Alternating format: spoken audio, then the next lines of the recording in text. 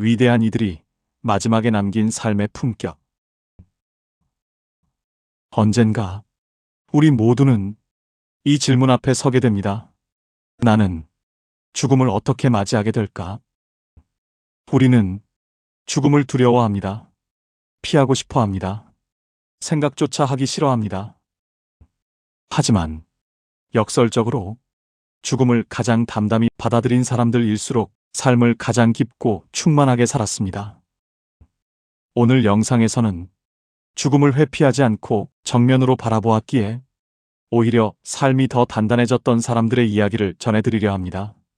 이 영상이 끝날 즈음 당신은 아마 죽음이라는 단어를 조금 덜 두려워하게 될지도 모릅니다. 그리고 지금 이 순간의 삶을 조금 더 소중히 바라보게 될지도 모릅니다. 소크라테스, 죽음 앞에서도 흔들리지 않은 품격. 소크라테스는 억울하게 사형을 선고받습니다. 제자들은 통곡합니다. 도망칠 방법도 있었습니다. 충분히 살 길도 있었습니다. 그러나 소크라테스는 조용히 말합니다. 나는 내 삶을 속이며 살지 않았기에 죽음도 속일 수 없다. 그는 독배를 들기 전까지 제자들과 담담히 대화를 나누고 평소처럼 사유하고 웃으며 삶을 마무리합니다. 그가 남긴 말이 있습니다. 죽음이 두려운 것이 아니라 부끄럽게 사는 것이 두렵다. 소크라테스는 죽음을 준비한 사람이 아니라 이미 삶을 제대로 살아온 사람이었습니다. 그래서 죽음 앞에서도 흔들릴 이유가 없었던 것입니다. 그가 우리에게 남긴 질문은 이것입니다. 나는 지금 죽음을 맞이해도 부끄럽지 않은 삶을 살고 있는가? 이 질문 하나가 삶의 방향을 완전히 바꾸기 시작합니다. 에픽테토스, 죽음까지도 통제할 수 없는 것이 아니라는 깨달음. 에픽테토스는 노예로 태어났습니다. 가진 것이라곤 자유조차 없는 몸뿐이었습니다. 그는 깨달았습니다. 인간이 통제할 수 있는 것은 외부 환경이 아니라 자기 마음이라는 것을요. 그는 이렇게 말합니다. 죽음은 두려운 것이 아니라 죽음에 대한 생각이 두려운 것이다. 노년에 이른 에픽테토스는 더 이상 삶을 움켜쥐려 하지 않았습니다. 오히려 흐름에 맡기는 법을 배웠습니다. 그의 태도는 분명합니다. 죽음을 피하려 할수록 삶은 불안해지고 죽음을 받아들일수록 삶은 오히려 평온해진다. 오늘 우리가 할 수 있는 실천은 이것입니다. 잠들기 전 이렇게 스스로에게 말해보십시오.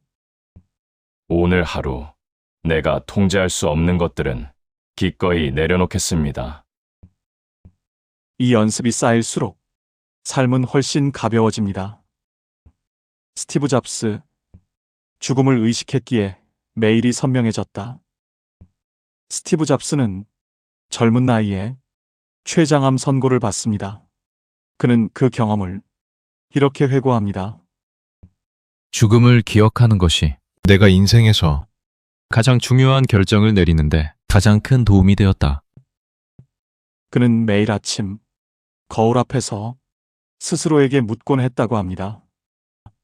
오늘이 내 인생의 마지막 날이라면 나는 지금 하려는 일을 정말 하고 싶은가?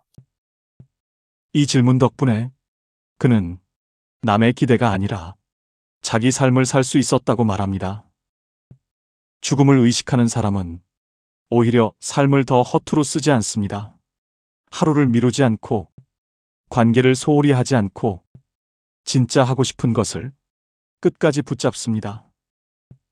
오늘 우리가 실천할 수 있는 방법은 이렇습니다.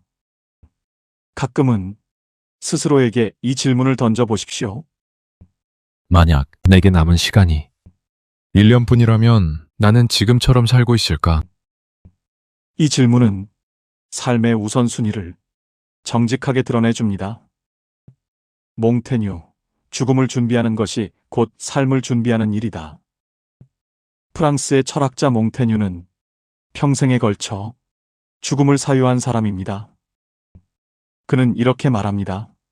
죽음을 준비하는 법을 배우는 것은 곧 자유롭게 사는 법을 배우는 것이다. 몽테뉴는 죽음을 어둡게 바라보지 않았습니다. 오히려 죽음을 자연스러운 일부로 받아들였습니다. 그에게 죽음이란 삶을 위협하는 적이 아니라 삶을 더 또렷하게 만들어주는 거울이었습니다. 그는 노년에 조용한 시골 성에서 독서하고 사유하고 글을 쓰며 담담히 마지막을 준비합니다. 그의 태도는 이렇습니다. 죽음을 미리 생각하는 사람일수록 오늘 하루를 더 성실하게 살아간다.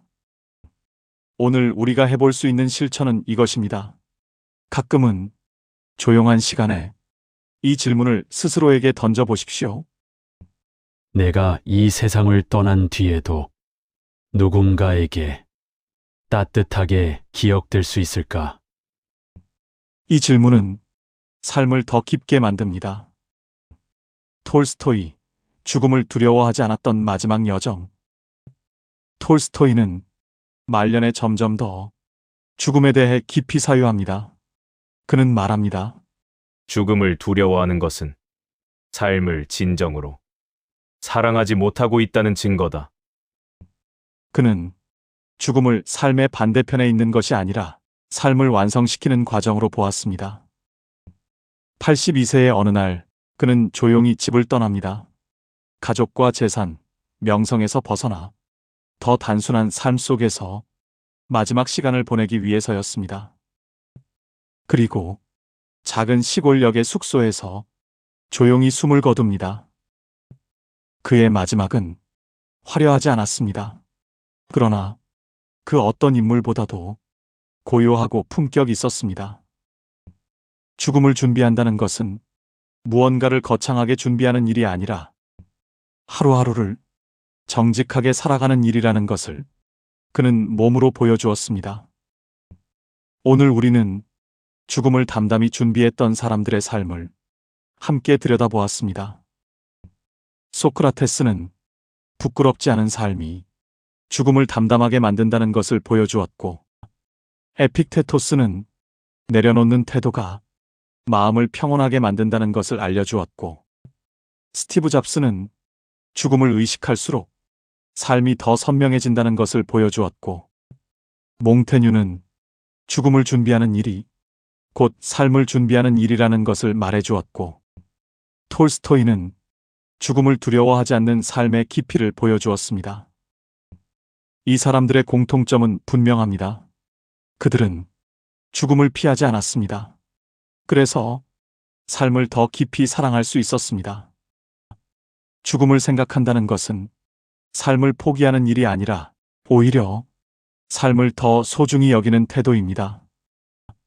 어쩌면 우리가 정말 두려워해야 할 것은 죽음 그 자체가 아니라 제대로 살지 못한 채 맞이하는 죽음인지도 모릅니다.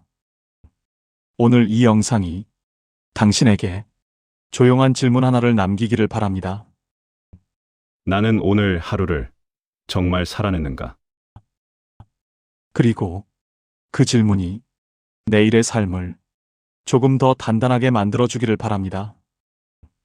이 영상이 당신에게 무겁기만 한 영상이 아니라 오히려 마음이 조금 가벼워지는 영상이었기를 바랍니다. 댓글로 오늘 이야기 중 가장 마음에 남았던 인물을 적어주세요. 당신의 생각을 함께 나누고 싶습니다. 이 채널은 남은 인생을 조금 더 깊고 조금 더 품격 있게 살아가기 위한 이야기를 전합니다.